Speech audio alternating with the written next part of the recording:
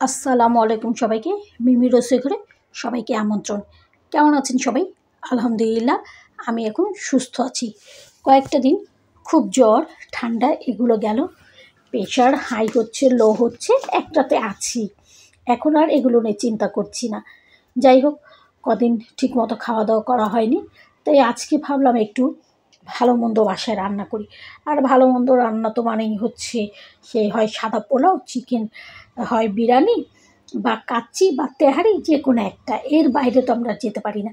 আর বড় যে Chinese item, যাই হোক, সেগুলোরই একটা প্রিপারেশন নিয়ে লেগে গেলাম রান্না করতে। আর সে ফাঁকে ভাবলাম একটু আপনাদের সাথেও গল্প করে নিই। কদিন ধরে ফেসবুকে দেখছি জয়া আহসানের খুব টোল করা হচ্ছে ওনাকে নিয়ে। জয়া আহসান, উনি জামদানি শাড়ি একটু ভিন্ন করে পরেছেন, সেটার মডেল হয়েছেন, দেখতে ভালোই লাগছে। কিন্তু এই বিষয়টা নিয়ে যে হারে টোল করা হচ্ছে, তাতে আমার একটু খারাপ লাগছে। আর সেটা হচ্ছে, উনি কিন্তু একজন মডেল অভিনেত্রী, সেহেতু ওনাকে নিজের টাকা কামানোর জন্য, রোজগারের জন্য, তার পাবলিসিটি বাড়ানোর জন্য এসব ধরনের পোশাক পরতেই হবে। আর তা না হলে সে যদি হুজুর টাইপের পোশাক পরে, হিজাব পরে, তাহলে কি সে আর পরবর্তীতে কোনো মুভির জন্য সিলেক্ট হবে, নাকি কোনো কাজ পাবেন? ঠিক না? যার যার কর্মক্ষেত্র তার তার কাছে বেটার মনে হয়। যাই হোক, জামদানি আমাদের ঐতিহ্য, জামদানি শাড়ি এমন কোনো বাঙালি নেই যারা পছন্দ করে না। আর তাই হয়তো এই জামদানিকে নিয়ে আমাদের একটু দুর্বলতা আছে। জামদানি শাড়িটা একটু সুন্দরভাবে বাঙালিয়ানাভাবে পরলে জয়া আহসানকে আরও দ্বিগুণ মাত্রায় সুন্দরী লাগতো। উনি এমনিতেই সুন্দরী, যথেষ্ট পছন্দ করি আমি ওনাকে। ওনার মার্জিত বলবো না, অভিনয়ের ক্ষেত্রে যেই পোশাক আশাক ওনার পরতে হয়, উনি ঠিক সেগুলোই পরছেন। আর এগুলো হচ্ছে পাবলিক ডিমান্ড। পাবলিক যখন ডিমান্ড করে, উনি এই বয়সে এসেও যেভাবে ওনার বয়সটাকে বা ওনার ফিগারটাকে ধরে রেখেছেন, সেখানে এসব পোশাক মানিয়ে যায়। কারণ আমরা একটু যদি ভালো করে লক্ষ্য করি, আমাদের বাংলাদেশে এখন ছোট ছোট মডেল, ছোট ছোট টিভি অভিনেত্রী, এদের যেসব পোশাক আশাক দেখি, তাতে তো অবাক হয়ে যাওয়ার মতো অবস্থা। হলিউড বলিউডও মনে হয় হার মেনে যাবে তাদের এই পোশাক আশাকে। বিশেষ করে ইনফ্লুয়েন্সারদের ড্রেস তো কোনো কথাই নেই বলার। তো সেখানে জয়া আহসান তো এদের সবার গুরু, সে তো পড়তেই পারে, অনেক সিনিয়র, তার বৈধতা আছে এগুলো পড়ার।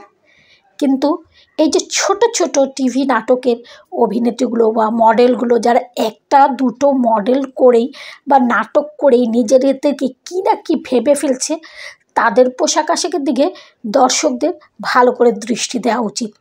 তারাও হয়তো অভিনয় জানে না, কিন্তু পোশাক আশাকের জন্য, তাদের চালচলন, তাদের লাইফস্টাইলের জন্য প্রচুর জনপ্রিয়। আমাদের এগুলোর দিকেও খেয়াল রাখা উচিত। জয়া আহসান অনেক বড় মাপের একজন অভিনেত্রী। উনি কি পড়লেন না পড়লেন, এটা আমাদের অত গুরুত্ব দিয়ে না দেখলেও হবে, কারণ উনি অভ্যস্ত হয়ে গেছেন এগুলো পড়তে পড়তে। আর বিশ্বের দরবারেও ওনাকে অনেকেই চেনেন। তারপরে কথা হচ্ছে, উনি এখন কলকাতাতেই বেশি থাকছেন, যার জন্য কলকাতার চালচলন অনুযায়ী এসব পোশাক আশাক কোনো ব্যাপারই না। আর এখনকার যেই ছোট ছোট মডেলদের আমরা দেখছি, আমি তো অবাক হয়ে যাই এদের পোশাক আশাক দেখে। এরা নিজেদেরকে ভাবছে হলিউড বলিউডের এক একজনের নায়িকা, ঐশ্বরিয়া, মাধুরী, এমন টাইপের কিছু একটা, নাকি হয়তো তারও বেশি, আমি যাদের চিনি না।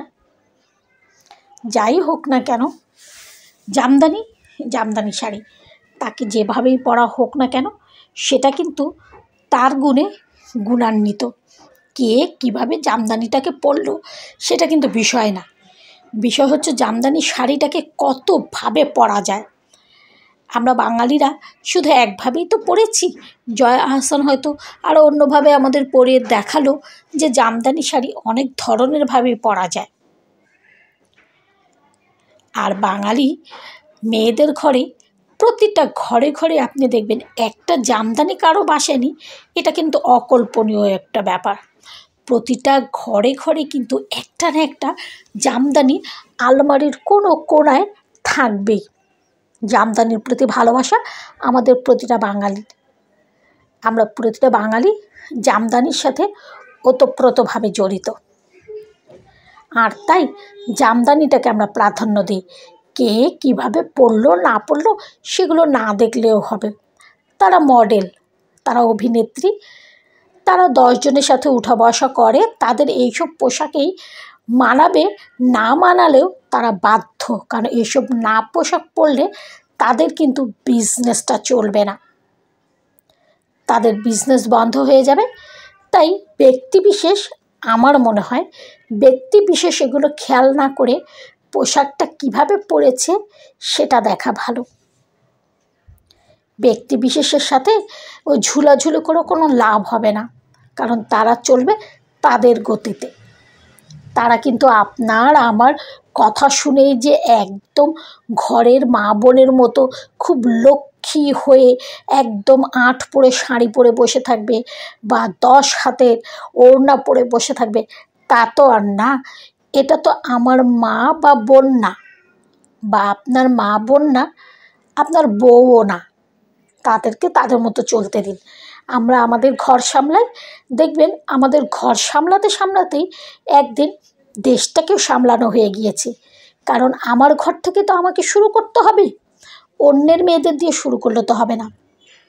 আমার ঘরের মেয়েটাকে আমার ঠিক করতে হবে, আমার ঘরের মেয়ের পোশাক আশাক আমাকে দেখতে হবে। কারণ যেই যুগ পড়েছে, আপনি আমি যতই আমরা রাগঢাক করি না কেন, আমাদের এই জেনারেশন, আমাদের এই পরিবেশ, আমাদের এই পরিস্থিতি হয়তো আপনার আমার বোন বউ এদেরকে ভালো থাকতে নাও দিতে পারে।